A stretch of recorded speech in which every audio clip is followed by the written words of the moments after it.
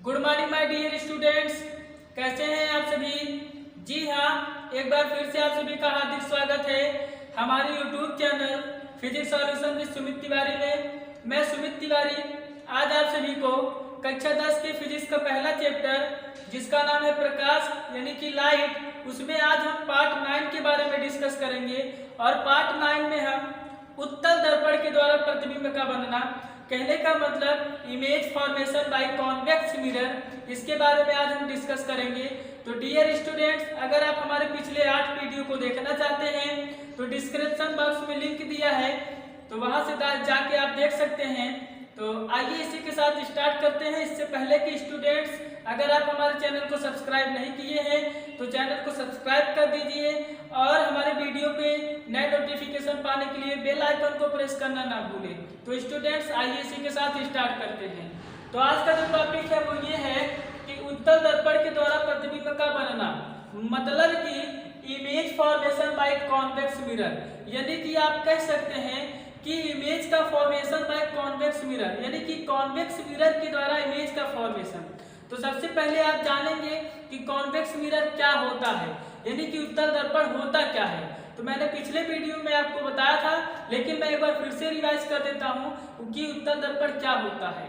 तो उत्तल दर्पण, तो मैंने आपको बताया था, यदि प्रकाश का परावर्तन दर्पण के उभरे हुए तल से हो तो वह दर्पण उत्तल दर्पण कहलाता है। ठीक है, तो ये था उत्तल दर्पण। तो आइए देखते हैं कि उत्तल दर्पण के सामने किसी वस्तु को कहाँ रखा जाएगा तो प्रतिबिंब का निर्माण कहाँ होगा। तो इसमें जो पहला पॉइंट है वो ये है कि जब वस्तु को अनंत पर रखा जाए। देखिए, जब वस्तु को अनंत पर रखा जाएगा तो प्रतिबिंब कहाँ बनेगा। अनंत का जो मतलब होता है वो, अनंत का मतलब होता है बहुत दूर, इतना दूर जहां तक हम और आप पहुंच ना सके, वो होता है अनंत, इनफाइनाइट। तो यदि वस्तु को अनंत पे रखा जाएगा तो प्रतिबिंब का निर्माण कहाँ होगा और कैसा होगा, आइए देखते हैं। देखिए स्टूडेंट्स, ये हमारा उत्तल दर्पण है। ये कैसा दर्पण है तो ये हमारा है उत्तल दर्पण। ठीक है, ये उत्तल दर्पण है जिसका नाम है M1 और M2। मैंने किसी वस्तु को अनंत पे रखा, वस्तु का नाम O डैश है, मतलब मैंने वस्तु O डैश को अनंत पे रखा।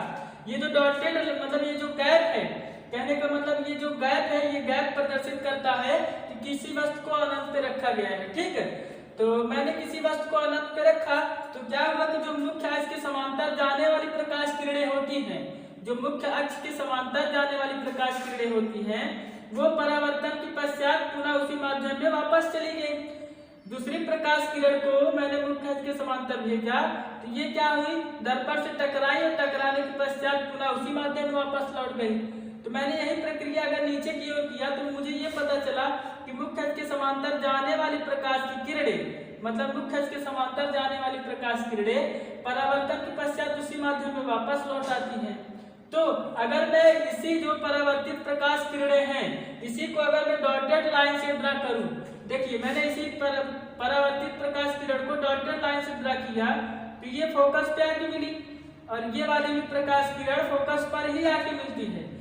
यानी कि समस्त प्रकाश की किरणें अगर मैं आभासी रूप से आभास करूं, मतलब कि अगर मैं आभास करूं, इमेजिनेशन करूं, तो ये समस्त प्रकाश किरणें यानी कि परावर्तित होने वाली प्रकाश किरणें ये फोकस से ही होकर जाती है, यानी कि फोकस पे आके मिलती है।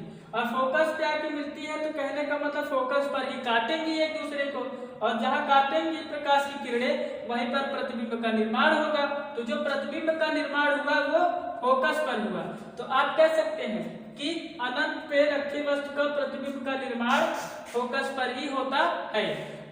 तो पहला पॉइंट आपका बनेगा कि यदि मैं उत्तल दर्पण के सामने किसी वस्तु को अनंत पे रखूंगा तो प्रतिबिंब कहाँ बनेगा, तो आपका उत्तर होना चाहिए कि सर प्रतिबिंब जो होगा वो फोकस पर बनेगा। दूसरा कि प्रतिबिंब कैसा बनेगा, तो प्रतिबिंब बिंदु के आकार का बनेगा। कैसा बनेगा, बिंदु के आकार का, बिंदु के आकार का। और इसी में आप कह सकते हैं तीसरा पॉइंट आभासी बनेगा। कैसा बनेगा, आभासी बनेगा, क्योंकि आभास किया गया है, वर्चुअल है, इसलिए क्या है, आभासी प्रतिबिंब है। ठीक है, तो प्रतिबिंब फोकस पर बनेगा, बिंदु के आकार का बनेगा, आभासी बनेगा। इसमें उल्टा या सीधा का कोई अर्थ नहीं होता, क्योंकि जो प्रतिबिंब है वो बिंदु के आकार का है, यानी कि इस टाइप का है, तो बिंदु वृत्त के आकार का होने के कारण इसमें उल्टा या सीधा का कोई अर्थ नहीं होता। दूसरा पॉइंट हमारा ये है कि जब वस्तु को अनंत और ध्रुव के बीच कहीं भी रख दिया जाए, जैसे कि यदि वस्तु को आप अनंत और ध्रुव, दर्पण का मध्य बिंदु हुई इसका ध्रुव कहलाता है, तो ध्रुव यहाँ होगा, इसके बीच किसी वस्तु को आप कहीं भी रख दीजिए तो प्रतिबिंब का निर्माण कहाँ होगा, आइए देखते हैं। तो डियर स्टूडेंट्स, जैसा कि मैंने वस्तु ओ डैश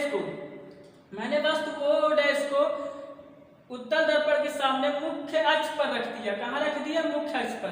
तो जब मैंने वस्तु को मुख्य अक्ष पर रखा तो मुझे क्या मिला कि मुख्य अक्ष के समांतर जाने वाली प्रकाश की किरणें, मुख्य अक्ष के समांतर जाने वाली प्रकाश की किरणें उत्तल दर्पण से परावर्तन पश्चात पुनः उसी माध्यम में वापस लौट जाती है।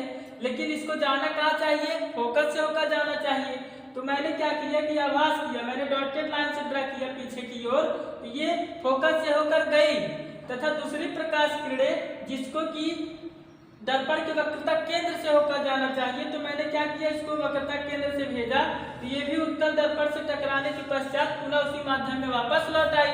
लेकिन इसको जाना कहाँ से चाहिए? तो जाना चाहिए वक्रता केंद्र से। तो मैंने जब डॉटेड लाइन से ड्रा किया तो ये भी वक्रता केंद्र से होकर गई। लेकिन इसका ये अर्थ हुआ कि ये दोनों प्रकाश की किरणें एक दूसरे को जहां पर काटेंगी वहीं पर प्रतिबिंब का निर्माण होगा। तो ये दोनों प्रकाश की किरणें एक दूसरे को इस बिंदु पर काटती हैं, कहने का मतलब फोकस के आगे काटती हैं। तो प्रतिबिंब का जो निर्माण होगा वो फोकस के आगे होगा। तो आप कह सकते हैं इसका क्वेश्चन क्या बना? क्वेश्चन ये बना, पहला क्वेश्चन, यदि किसी वस्तु को अनंत और ध्रुव के बीच रखा जाएगा तो प्रतिबिंब का निर्माण कहाँ होगा?